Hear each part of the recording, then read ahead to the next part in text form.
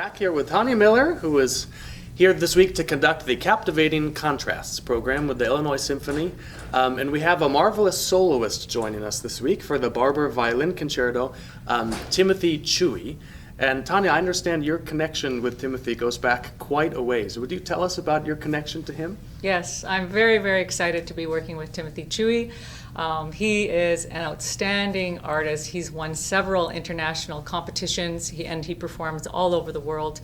Truly, he's a world-class musician. And when I was the music director of the Victoria Symphony, Timmy was, as we called him, was growing up then. He was just a young boy when he played for me. I think he was 8 years old. He played on a tiny little violin.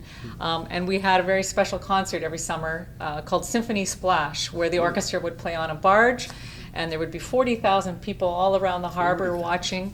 And we each year would take a young soloist, and he was, of course, one of our young splash soloists one year. And now he's gone off to all of this wonderful fame, and it's just my pleasure to see what a great career he's had, but also to see the love of music that starts in a young person and the aspirations that one can have as a young violinist, and to see where they can really truly go. Yeah, so it all goes back to Symphony Splash, huh? That's where it all began. I think you should take credit. No, not at all. Now he'll be joining us this week to play the Barber Violin Concerto, a beautiful, beautiful piece. Tell us a little bit about why that particular concerto was so near and dear to your heart. The Barber Violin Concerto is one of the most exquisite violin concerti, I think. It's particularly sweet in the first two movements. You feel very much that American kind of connection that feels almost like it's part of the small town, part of who we are growing up, kind of a folk idiom, shall we say. There's a little bit of jazz influence to it, so it's music that everybody loves.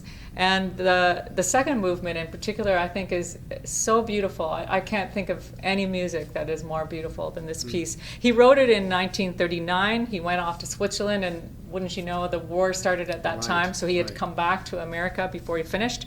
And the soloist that he was writing for loved the music, but the first two movements weren't virtuosic enough. So he asked for it to be a little bit more, to show off the violin. Right, yeah. And so what does Barber do? He creates one of the most fiendishly difficult third movements. It's in a perpetual motion, which means it never stops. There's never a rest.